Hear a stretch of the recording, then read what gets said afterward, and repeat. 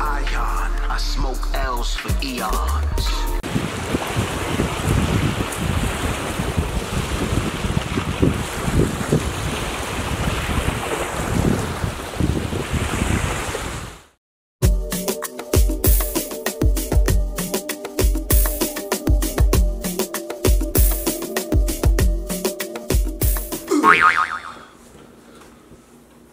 Peace, family. Hope y'all been staying on tempo. It's Eon Tempo, you already know. Eon Jasu, Etan Elijah Bay. So I got a video. We talking about spirituality and you talking about anime. How does these things correlate? They might sound different. They might sound conflicting in a way. One maybe sound more make-believe. One sounds, it's a practice that you have incorporated throughout your life. But why am I talking about two distinct topics? Well, I'm gonna let you know. So, first of all, we wanna start off the concept of anime. It's been inspired heavily on spirituality, spiritual practices, not only in Eastern culture, but also from the West, as in Africa. And we're talking about West Africa, 𝕊𝕒𝕒. So the whole idea that we have the foundations of life. First of all, a lot of people are familiar with Naruto, and you see with Naruto they have the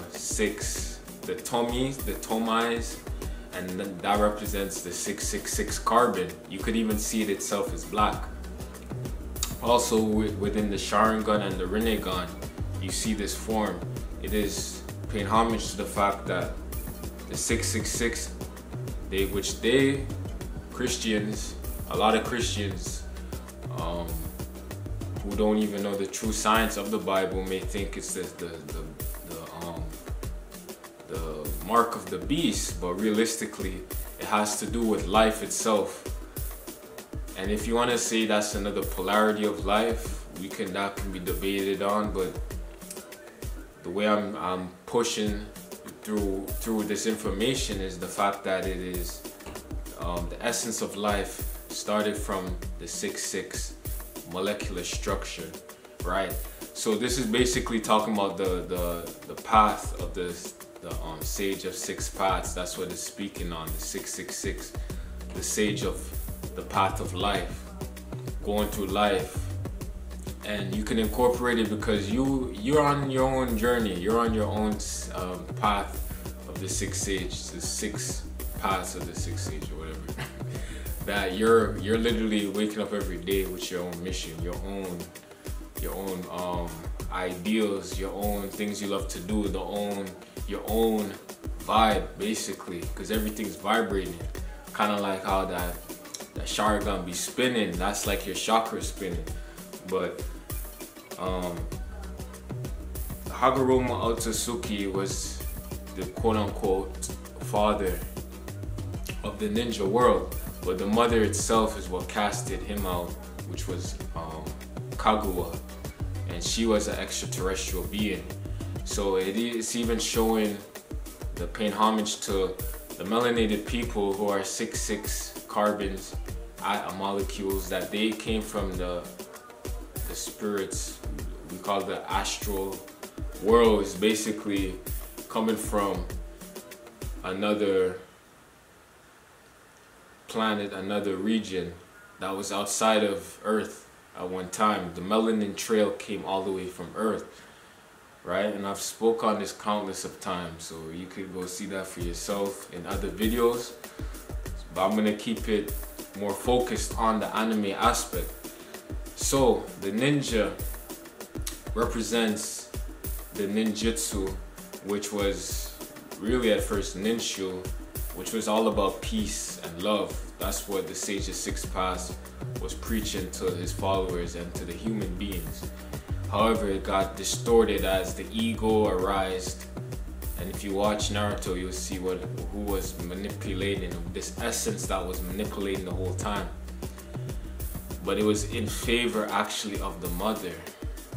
And that's something very interesting though.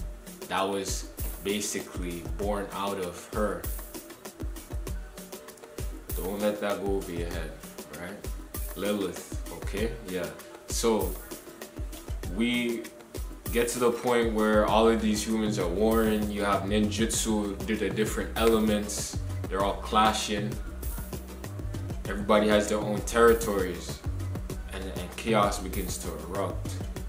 So ninjutsu was going against these practices of ninshu, and ninshu was to, as I said, was to heal the earth. So this destruction that was taking place was the polarity that was in opposition to even for ninshu to even exist, and ninjutsu had to have existed already. It just was never practiced. So it really came about after those who strayed off of that path. But if you want to learn more, you know, if you're not familiar with these topics and these points, you can watch the show. It's a pretty good show, and digest it from a spiritual aspect as well. So the ninja itself is and actually ninjutsu existed in real life as well. The ninjutsu is came from Japan, and basically, wait, it's either Japan or China. I'm not fully sure. I think it's Japan, but it was used for self-defense. It was used for assassins, but more so now it's used for self-defense and self-mastery. So basically any type of martial arts form is used to discipline the body, mind, and soul, because the body itself is still part of the spirit. It's just the more physical part.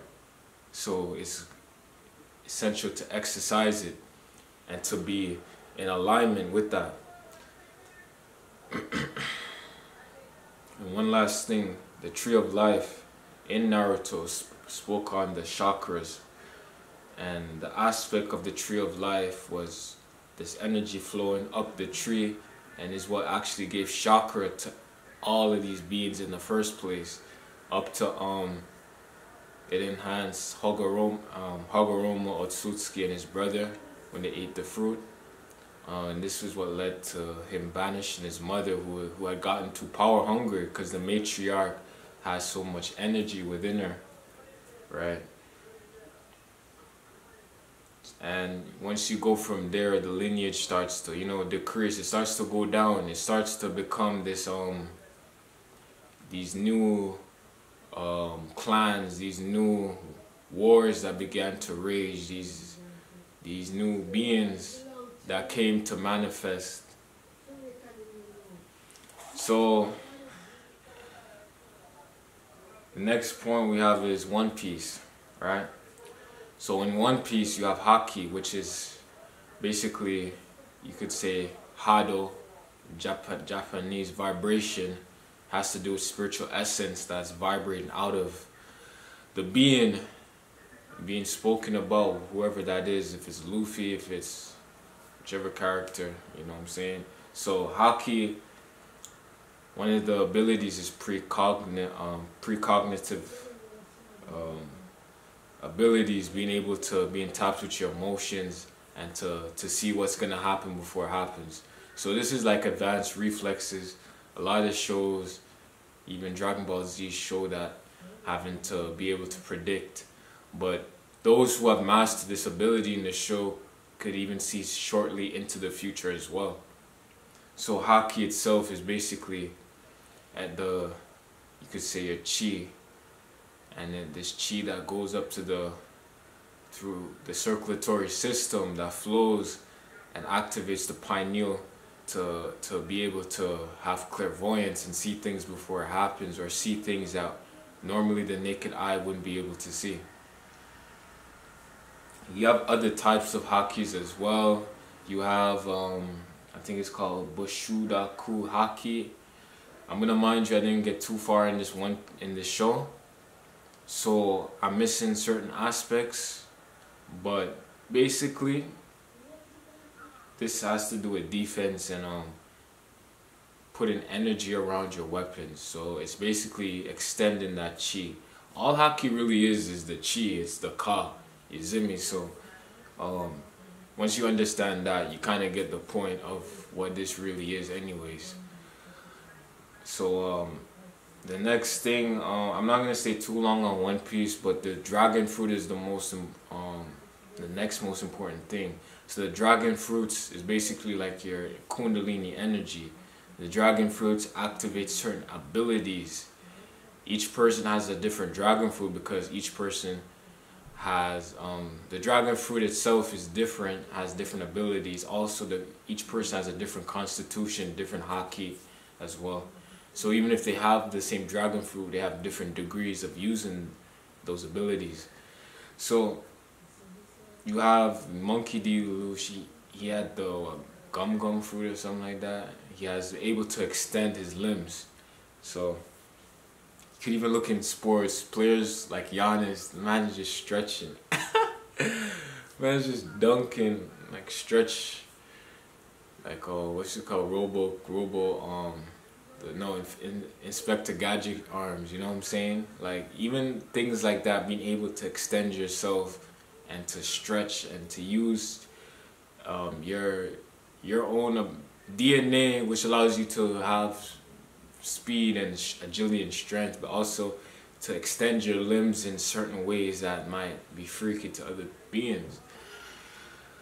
So yeah, you caught that freak, the Greek freak thing. But yeah, you also have the what are the fruits? I don't really know the names like that, but you have the ones that give you fire. You have Law, he has a fruit that has to do with space and time. There's a lot of different ones you can look up. But yeah, so the next thing is Inuyasha. Inuyasha, that is actually the first anime I've ever watched. I was about 5 or 6 or so when I first saw it. I think I was 5. My brother left tapes for me in Jamaica, and I watched it, and that's where I fell in love with anime first. It just was amazing seeing him jumping through these trees, and he was like a fox. I didn't know he was a demon at the time. I just know he looked weird, and the bright colors, and him with Kagami, and it really it showed me, and I was tapping into my imagination, as you must know. But now looking back and seeing it years later, I realized that the Shiko and Jewel represents multiple different things. So first of all, it represents the third eye. It's shattered. Most people, a lot of people aren't connected, or the first eye, I should say. It's shattered, so there's so many fragments of themselves. So the third eye is the seat of the soul. You're able to operate based off of your connection to the universe through the third eye that is guiding you, right? So if you're fragmented or calcified or disconnected from that, you are fragmented pieces of yourself. You can't see your whole self. Literally parts of yourself take over and you don't even realize why that's happening, where it's coming from, what's the origin of the source. So you see in Inuyasha, he was so powerful, he had the Shiko and Jewel, he was doing all of his thing. But lo and behold, he ends up going, and Kagami ends up either going to the spirit world, and basically the demons are trying to take the jewel away from him. So these demons try to take the jewel away from him. Is this conflict, this inner resistance, parts of you, the lower self is trying to bring you back out of your godhood. So the more and more this came and this happened, he was slaying these demons. However, he got to a point where Kagami herself, I believe she shot the arrow that ended up breaking the jewel because he had gotten mad with power or something along those lines. But you couldn't. I don't want to spoil too much, but you can see it end up getting shattered. Right. So the jewel breaking up in all of these pieces represents now you having to go on that quest to reclaim yourself. So much of the series and going on into the seasons revolves around Kagame Inuyasha going on this hero's journey to reclaim these jewels and being able to find alignment within themselves and to take the power away from those who are taking the jewel, the essence of this jewel. And that's the most powerful thing in the show. You have a lot of different symbolisms. The foxes, again, as in Naruto, with multiple tails, representing the different levels to your spirit. The fox is a very spiritual animal, represented the stealth, the elusiveness of different aspects of yourself. And there's a lot of good fight scenes. Sometimes it can build up, but I'm not gonna do a review on it. You can go see for yourself though. The next one is 7 Deadly Sins. A lot of this people might be looking at it more biblically because of what they've been, reading in the Bible. However, but the 7 is a powerful number. It represents the mind, completion, and rest. So in that, rest itself is representing the stillness, the silence. Out of everything that vibrates in this reality of this whole world is coming out of silence. The itself, that's that background noise, is held together by silence. They might say the silence is deafening because that's where the source comes from. So 7, so the silence, I said the rest, the completion. So the after life was created in the 6-6, remember life 6-6 path, you had rest. So it basically is going back to that process, back to the silence again. So it's like completion occurred and then it retreated back to silence, and the cycle has been ever so repeating. So those who have spiritual awakens, it doesn't come until you reach that silence within yourself, when you're communicating with the intelligence, which is really your silence. It's really you listening to the part that isn't chattering, that isn't talking about, gossiping, living through all of these paradigms that's been unresolved. But it's the noise that when it's silenced, you truly see who you really are. And that's when you illuminate. And the next thing is the mental. So the mind, bringing this all together, being able to bring both hemispheres together. And yeah, so it's the mental aspects of that. It's powerful. So 7 Deadly Sins is talking about how when these sins are out of order, when these energies are out of order, it manifests in sin. So sin is what has been ruling people's lower selves, because the mind fell all the way down to the consciousness of the root chakra. Therefore, you're very desire and lust based. You're going off of these impulses before even thinking it through, or even allowing the emotion to flow through you first and have some reasoning. So you have lust, you have envy, you have greed, you have pride, you have greed. Or did I say greed already? You have greed, you have gluttony, and you have I'm missing one. Gluttony, pride, greed, wrath, right? That's all 7.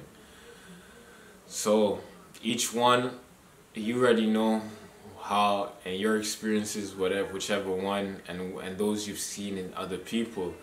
So this is what manifests is when these energies are out of balance. So so that's basically what this series is about, and fighting demons again. So the next thing is JoJo's Bizarre Adventures, and these are all shows that I've watched. I'm only speaking on shows that I've seen, and bringing out from just what the little things I've researched, but from my own experience, right? That's the most important thing. So like I saw with JoJo's Bizarre Adventures, a few things stood out to me. First, we're speaking on vampires, vampirism, which is happening very much throughout society. Beings and entities that are literally sucking the life out of people. People are literally going to these jobs that they hate, literally doing these things that, because their consciousness and their self-esteem and the way their ambitions are so low, it allows entities to abuse them, abuse that fact. Even in China, people getting paid all $1 an hour, however much. It's crazy out here.